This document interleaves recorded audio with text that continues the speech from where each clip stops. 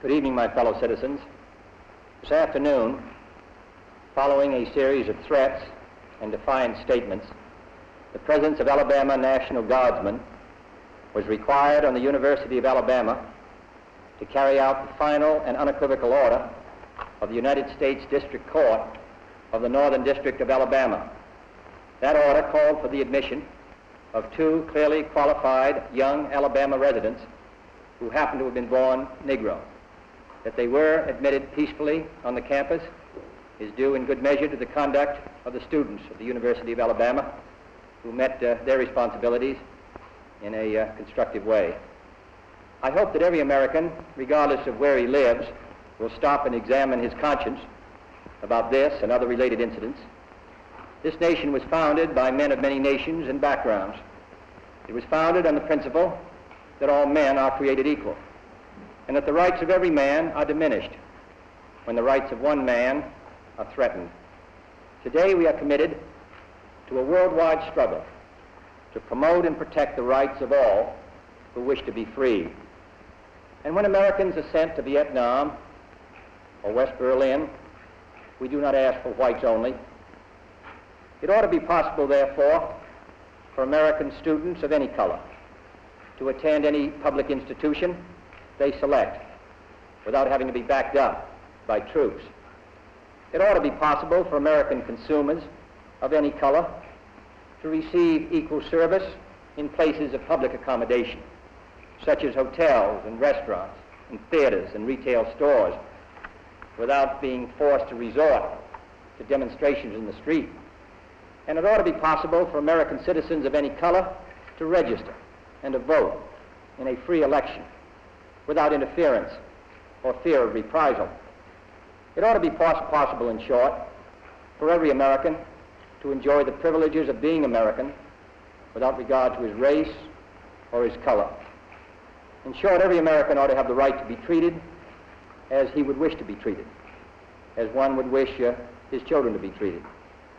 But this is not the case. The Negro baby born in America today, regardless of the section of the state in which he is born, has about 1/2 as much chance of completing a high school as a white baby, born in the same place on the same day. 1/3 as much chance of completing college. Are we to say to the world, and much more importantly to each other, that this is a land of the free, except for the Negroes, that we have no second-class citizens except Negroes, that we have no class or caste system, no ghettos, no master race, except with respect to Negroes? Now the time has come for this nation to fulfill its promise. The events in Birmingham and elsewhere have so increased the cries for equality that no city or state or legislative body can prudently choose to ignore them. Fires of frustration and discord are burning in every city, north and south. Where legal remedies are not at hand, redress is sought in the streets, in demonstrations, parades, and protests, which create tensions and threaten violence and threaten lives.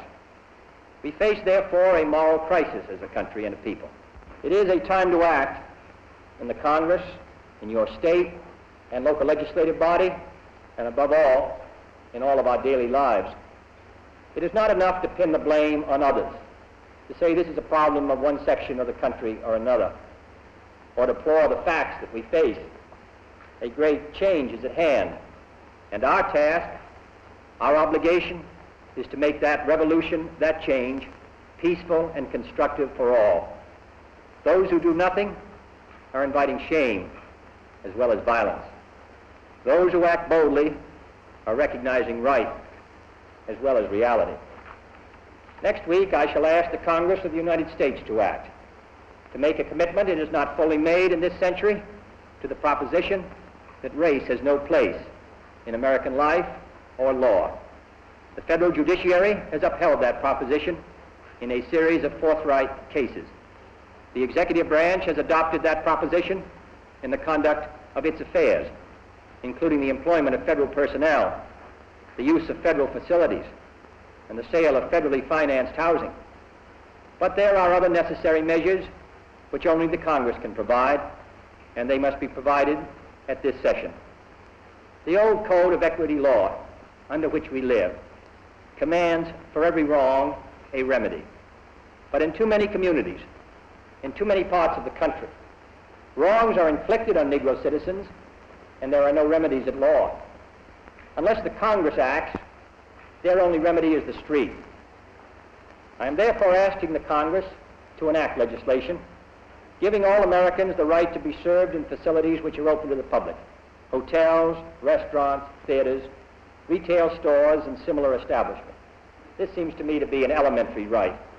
Its denial is an arbitrary indignity that no American in 1963 should have to endure, but many do. I have recently met with scores of business leaders, urging them to take voluntary action to end this discrimination. And I've been encouraged by their response.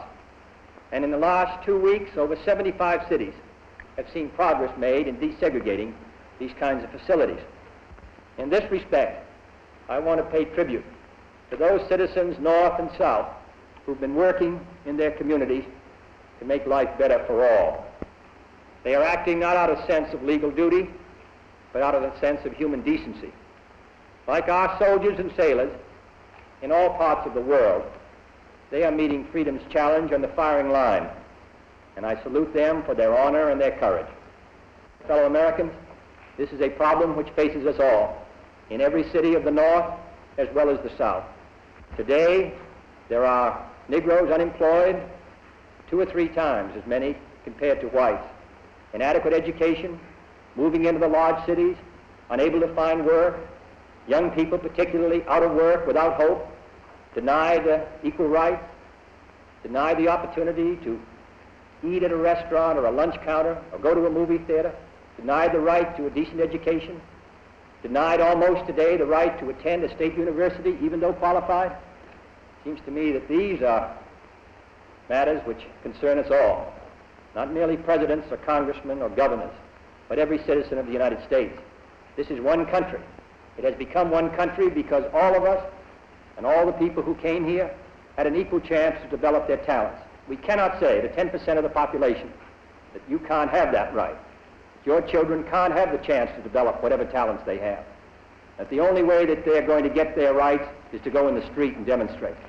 I think we owe them and we owe ourselves a better country than that. Therefore, I'm asking for your help in making it easier for us to move ahead and to provide the kind of equality of treatment which we would want ourselves, to give a chance for every child to be educated to the limit of his talent. As I've said before, not every child has an equal talent or an equal ability or equal motivation, but they should have the equal right to develop their talent and their ability and their motivation to make something of themselves. We have a right to expect that the Negro community will be responsible, will uphold the law, but they have a right to expect that the law will be fair, that the Constitution will be colorblind, as Justice Harlan said at the turn of the century. This is what we're talking about, and this is a matter which concerns this country and what it stands for. And in meeting it, I ask the support of all of our citizens. Thank you very much.